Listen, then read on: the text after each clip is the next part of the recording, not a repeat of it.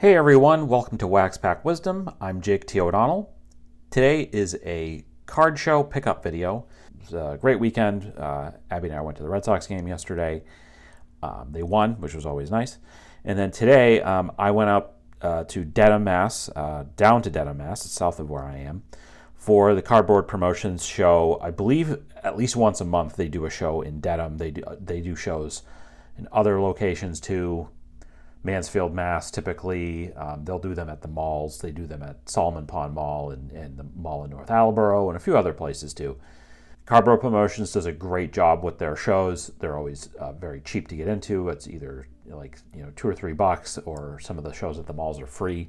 So that's really excellent and really gives you a good opportunity to see a bunch of the different dealers locally. They always get good dealers, and there's always good vintage at the shows too. Not as much as maybe the modern, but that's just kind of the way the card shows work nowadays. So I want to run through what I got today.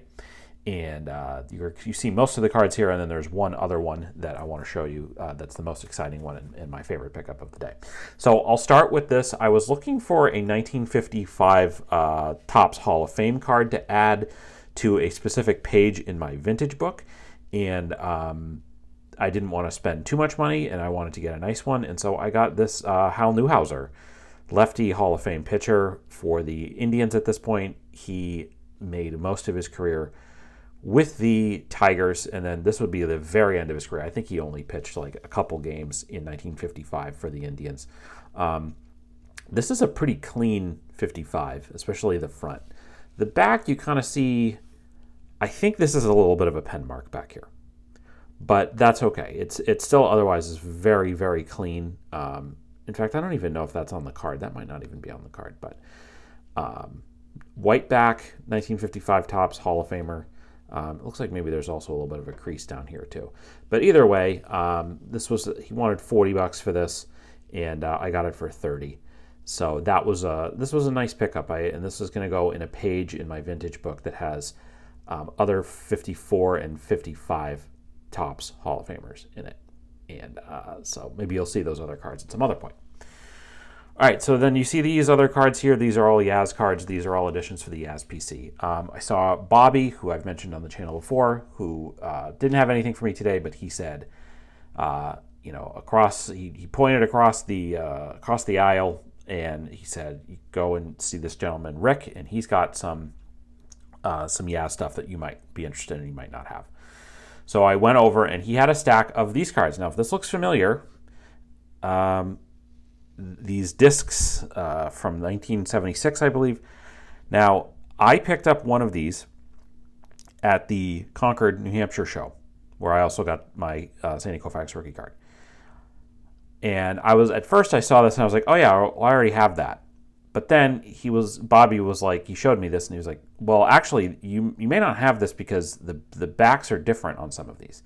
And the one that I had was it was for Town Club Soda Pop, I believe it was the back of the one that I bought in Concord. And the back of this one is different. It is a collector's and trader's item available at, and I'm having a hard time, Isalee's? Is that Ialee's? I don't know. 155 locations serve you and Sweet William restaurants. So I think this might also be local to Michigan. I'm not positive. I'm going to have to do a little bit more research and find this out. But so now I have two of these discs, and they are in different backs. So that's really cool. And then he had a stack of other Yaz stuff, and I thumbed through it, and I picked out stuff that I didn't believe that I had. And these two are Topps American Pie, American Sluggers. These are from 2002, and they're in different colors. They're sort of thicker cards, and there's sort of some information about Yaz on the back, stuff about the Triple Crown season, and so these are both from 2002, and they're just kind of in different colors. And then really nice, always nice to get a nice Donruss Diamond King. Hall of Fame Diamond King for Yaz with some statistics on there for him. And this is this is an 89 Leaf actually. And it's also the Perez Steel Galleries, which is who made the image here.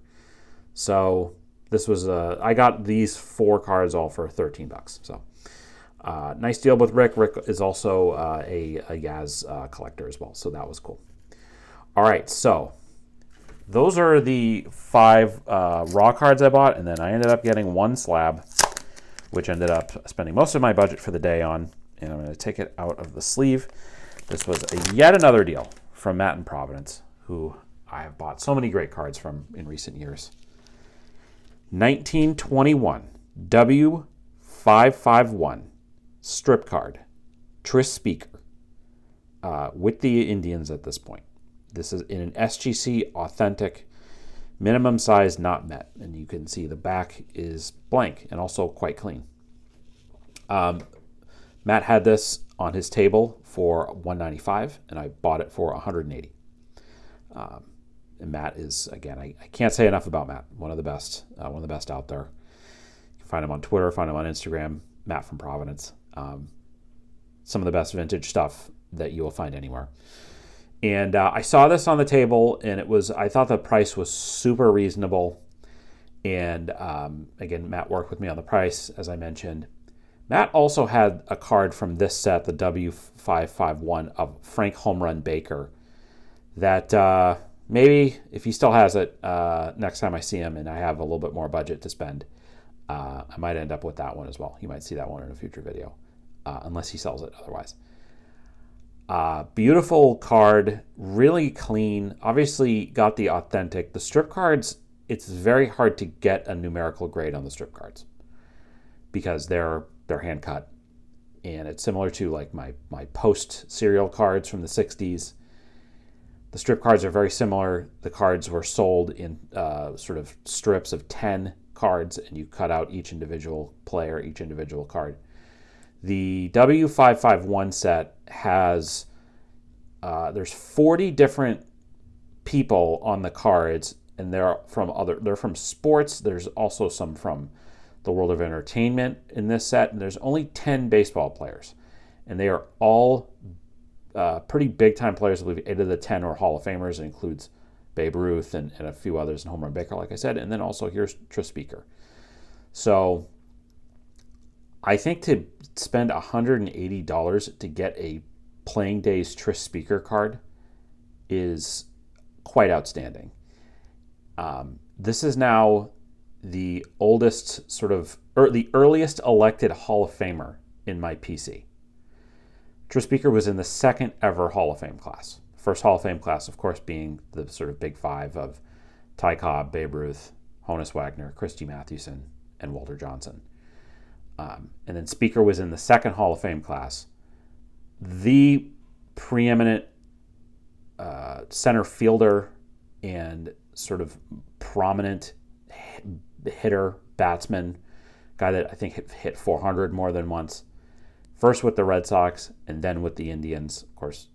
Playing Days Tris Speaker card, and again, I just have to point this out, that if you want to get Playing Days cards of Hall of Famers from like the 20s and later, you can do worse than getting the strip cards. The strip cards, the artwork is not exactly incredible like the T206s or some of the caramel cards of the era. The likenesses are not perfect compared to those cards, but they are Playing Days cards of huge players, and because so many of them just come in as authentic, they're pretty affordable. I mean, the Babe Ruths in those sets and the Ty Cobbs are going to be pretty expensive, but for like a Tris Speaker, again, like spending under $200 and getting a Playing Days Tris Speaker card, I couldn't say no. I saw that at Matt's table, and I was like, that's going to be my big purchase today. So this adds to my pre-war PC. It adds to my it's my first Playing Days Tris Speaker card. So really great stuff, and really happy to get that. Hi. So thanks for watching this pickup video. So that's going to do it for this edition of Wax Pack Wisdom. Tell us what you thought of these cards. What's your favorite? What do you think? What do you think of the strip cards? Tell me what your thoughts are. Do you believe that they're as good of a deal as I do, I guess? Let us know. Leave us a comment. Let us know. We'd love to hear what you have to say. If you enjoyed this video, we invite you to give it a like and subscribe to our channel so you don't miss any of our Wax Pack Wisdom content. In the video description, you can find links to where you can follow Wax Pack Wisdom on all social media channels, You'll also find a link to a list of our favorite nonprofits and charities. If you enjoyed this video, please consider a donation to one of those organizations. It would mean a lot to us. Thanks very much for watching, and we'll see you next time on Wax Pack Wisdom. Take care.